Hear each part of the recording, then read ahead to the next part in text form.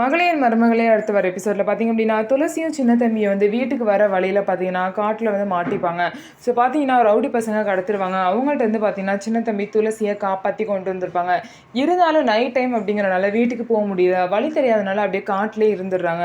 அதுக்கப்புறம் துளசிக்கு வந்து பசிக்கும் அப்படின்னு சொல்லிட்டு பார்த்தீங்கன்னா சின்ன தம்பி ஏதாவது கிடைக்குதான்னு சொல்லிட்டு பார்க்குறதுக்கு போவாங்க. அங்கே வந்து பார்த்தீங்கன்னா ஒரு சோளம்லாம் கிடைக்கும். அந்த சோளத்தை பார்த்தீங்க அப்படின்னா சுட்டு 2 பேரும் சாப்பிட்டுட்டு இருப்பாங்க.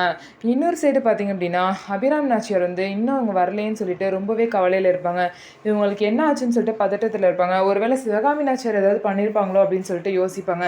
ஆனால் சிவகாமி நாச்சியார் ஏதோ ஃபங்க்ஷன் சொல்லிட்டு வேறு ஊருக்கு போயிருக்காங்க. ஊர்லேயே இல்லை அப்படின்னு தெரிய வந்ததுக்கப்புறம் வீட்டில் உள்ள எல்லாரும் என்ன சொல்கிறாங்க அப்படின்னா, அதான் நான் சொல்கிறேன்ல அக்கா, இந்த மாதிரி வந்து சின்ன தம்பி தான் வந்து துளசியை கூட்டிகிட்டு 2 பேரும் சேர்ந்து ஓடி போயிருக்காங்க அப்படின்னு சொல்லிட்டு அவங்க 2 பேரும் பற்றி தப்பாக பேசுவாங்க.